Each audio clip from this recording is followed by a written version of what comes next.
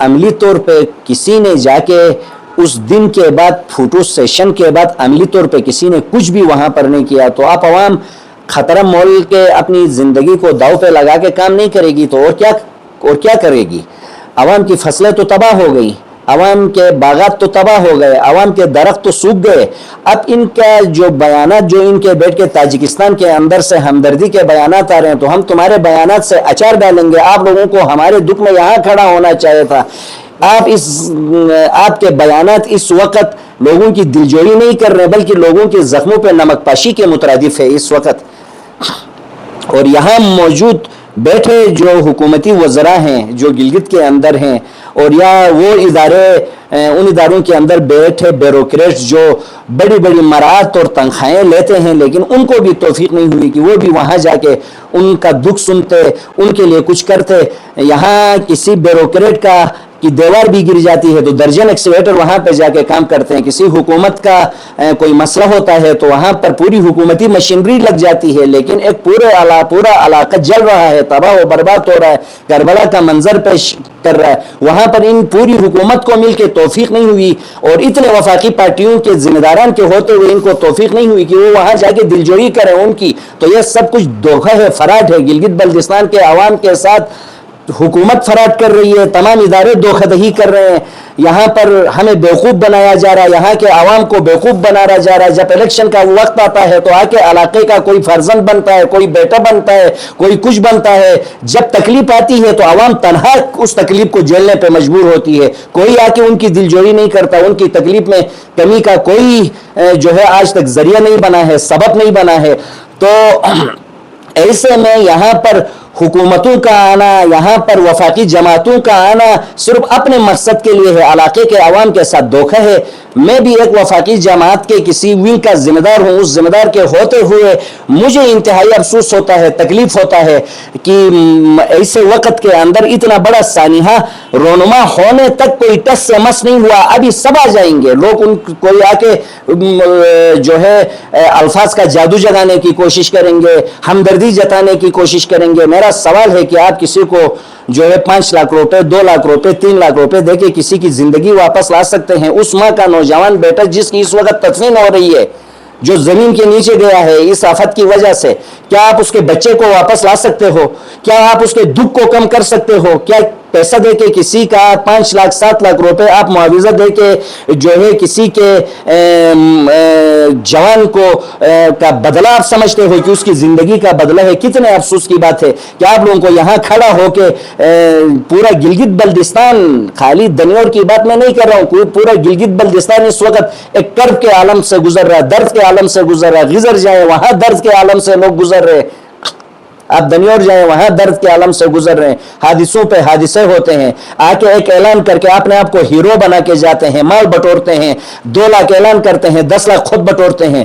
تو ایسی صورتحال کے اندر میں سمجھتا ہوں کہ نہ یہاں پر نہ کوئی وفاقی جماعت ہمارے ساتھ مخلص ہے، نہ کوئی سیاسی جماعت ہمارے ساتھ مخلص ہے، نہ یہاں کے مقامی جو حکمران جن کو ہم حکمرانی کے لیے منتخب کر کے بیچتے ہیں وہ ہمارے ساتھ مخلص ہیں. تو آج سے میں جو ہے بڑے تکلیف دہ دل کے ساتھ یہ اعلان کرتا ہوں کہ آج کے بعد میں کسی وفاقی جماعت کا حصہ نہیں رہوں گا. میں جس وفاقی جماعت کا میں حصہ تھا میں اس جماعت سے بھی آج لا تعلقی کا اظہار کرتا ہوں. میں اپنے علاقے کے عوام کے ساتھ ہوں، میں اپنے علاقے کے عوام کے دکھ درد کے ساتھ ہوں. میں تمام ان جماعتوں پر میں کوئی ایسی بات نہیں کروں گا. میں ان تمام جماعتوں کو یہ سمجھتا ہوں کہ یہ صرف اپنے پیٹ کے لیے، اپنے مفادات کے لیے، اپنی جو ہے انا پرستی کے لیے یہ یہاں پہ آ کے ہمارے درمیان میں آ کے گھس گئے ہیں.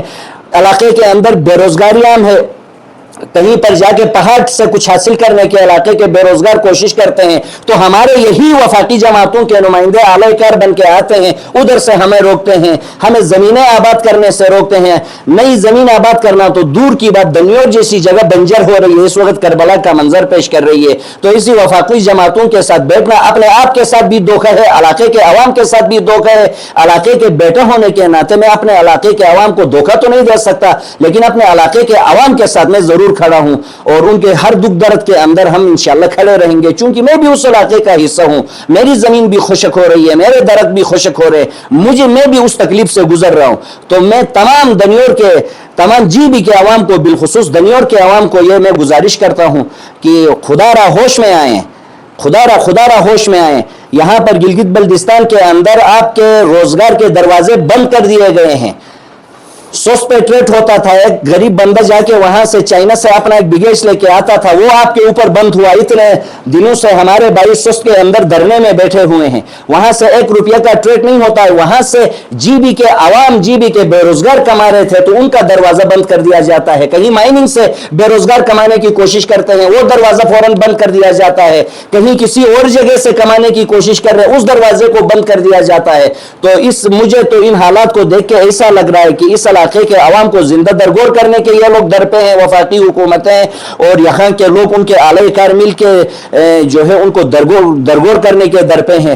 اگر گلگت بلتستان کے عوام آپ بھی ہوش میں نہیں آتے ہیں، اپنے آپ کو آپ نہیں بچاؤ گے تو یہ لوگ تو آپ کے پیچھے، آپ کے رزق کے پیچھے، آپ کی زندگی کے پیچھے لگے ہیں۔ آپ کو زمین کے نیچے جب تک نہیں بھیجیں گے تب تک یہ مطمئن نہیں ہوں گے، چونکہ جب آپ نہیں ہوں گے تو پھر آپ کے وسائل کو بے دردوس سے یہ لوگ لوٹنے کے جو ہے پوزیشن میں آ جائیں گے۔ اس لیے اب بھی ہوش میں آ جائیں، اپنے اندر بیداری کا مظاہرہ کرے، اپنے علاقے کو ڈیفینڈ کرے، اپنے علاقے کو تباہ ہونے سے بجائے وفاقی جماعتوں کا حصہ بننے کے، کسی جماعت کو جو ہے کا حصہ نہ بنے، کسی جماعت کو ووٹ نہ کرے، بلکہ اپنے بیچ میں سے اپنے علاقے کے لوگ اپنے آپس میں جو ہے اپنی کمیٹیاں بنائیں اور اپنے قابل بیٹے کو آگے کر کے اس کے پیچھے پوری قوم بیٹھ کے اپنے جو ہے وسائل اپنے اوپر استعمال کریں۔ جو ہے آپ کے وسائل جو آپ، اسی لیے ہم کسی سیاسی جماعت کے بندے کو منتخب کر کے بیچتے ہیں، یہ جائے گا اور ہمارے لیے وسائل لے کے آئے گا، روزگار لے کے آئے گا، جبکہ یہی لوگ آپ کا روزگار چھیننے کا باعث بن رہے ہیں۔ تو خدا را ان کو پہچانے، اپنے علاقے کے اندر سے اپنے لوگوں کو منتخب کریں، ان کی نگرانی کریں، اپنے بجٹ کو خود خرچ کریں، بجائے آپ جا کے ٹھیکیداروں کے پیچھے چلے جائیں، ان کے پیچھے چلے جائیں۔ ایم این ایس اپنے ٹھیکیداروں کو نوازتے ہیں، ٹھیکیدار جو ہے ایم این ایس کے جیب میں وہ پیسے چلے جاتے ہیں۔ تو خدا را اس مذاق کو خود، جب تک آپ اپنے ساتھ خود مذاق کو بند نہیں کریں گے تب تک یہ لوگ آپ کے ساتھ مذاق کرتے رہیں گے۔ اس مذاق کو بند کرنا ہوگا۔ آخر میں جو ہے ان تمام شہداء کو جو آج دنیور کے پانی کی بحالی کے لیے جنہوں نے اپنی جانوں کا نذرانہ پیش کیا، ان کو میں خراج تحسین پیش کرتا ہوں اور ان کے لواحقین کے ساتھ ہمدردی کا اظہار کرتا ہوں۔ دعا ہے اللہ تعالیٰ سے کہ اللہ تعالیٰ شہداء کو اپنے جوار رحمت میں اعلیٰ مقام عطا کرے اور ان کے پسماندگان کو صبر جمیل عطا کرے۔ جیسے کہ آپ کو پتہ ہے گزشتہ 20-25 دنوں سے گلگت بلتستان قدرتی آفات کے زد میں ہے اور جگہ جگہ جو ہے سیلاب کی تباہ کاریاں اب تک جاری ہیں۔ آج سے قریباً 20 روز تقریباً گزر چکے ہیں۔ دنیور کے اندر، دنیور نالے میں ایک بہت بڑا فلڈ آیا جس کے نتیجے میں حسن کالونی صفحہ ہستی سے مٹ گئی کیونکہ دریا کا رخ چینج ہوا، اور اس کے نتیجے میں دنیور کے بڑے موضوعات، دنیور، مچکال، سید آباد، محمد آباد، سلطان آباد کے واٹر چینلز مکمل تباہ ہو گئے، اور جہاں سے پانی ان واٹر چینلز میں کی طرف موڑا جاتا تھا ان جگہوں کو سیلاب نے کاٹا اور وہ بہت گہری ہو گئی، چینلز اوپر رہ گئی۔ اس کے نتیجے میں دنیور کے اندر، پورا دنیور گلگت بلتستان کا سب سے بڑا علاقہ ہے، گاؤں ہے سلطان آباد، جس کا ایک حدود جو ہے وہ ڈسٹرکٹ نگر سے ملتا ہے تو دوسرا حدود اس کا بلتستان سے ملتا ہے، اور اس سب کا جو مین آبادی ہے، مین ڈسٹرکٹ ہے، وہ دنیور ہے۔ دنیور میں پاپولیشن بہت زیادہ ہے، لوگ کاشتکاری سے، یہاں کے لوگوں کا اکثر و بیشتر گزارا کاشتکاری اور جو ہے سیزن کے اندر درختوں سے پھل فروٹ، ان چیزوں سے وہاں کے لوگوں کا گزارا ہوتا ہے۔ ویسے ہی علاقے میں بے روزگاری عروج پہ ہے اور کسی طرح کے ذرائع نہیں ہیں کہ جس سے لوگ اپنے روزگار کو آگے بڑھائیں، لوگ اپنے نظام زندگی کو آگے بڑھا رہے تھے۔ تو ایسے میں جو ہے حکومتی اراکین وہاں پہ آئے، بڑے بڑے اعلانات کیے، کروڑوں روپے کے اعلانات کیے، اور کسی نے عملی طور پہ کوئی اقدام نہیں اٹھایا کہ جس سے وہاں کے واٹر چینلز بحال ہو جاتے اور لوگوں کو ریلیف مل جاتا۔ فصلیں تباہ و برباد ہو گئیں. کسی بھی ہمارے گلگت بلتستان کے کسی بھی جگہ میں بغیر پانی کے فصلیں جو ہیں 10 دن 20 دن برداشت نہیں کر سکتی. اس وقت مکئی کے کاشت کا سیزن تھا. لوگوں نے 20 کنال 30 کنال 10 کنال پہ مکئی کاشت کی ہوئی تھی. اب وہ سوکھنے لگی تو لوگ اس کو چارے کے طور پہ استعمال کرنے کے لیے کاٹنے پہ مجبور ہو گئے. وہاں کے عوام نے اپنی مدد آپ کے تحت بہت کوشش کی, سٹرگل کی.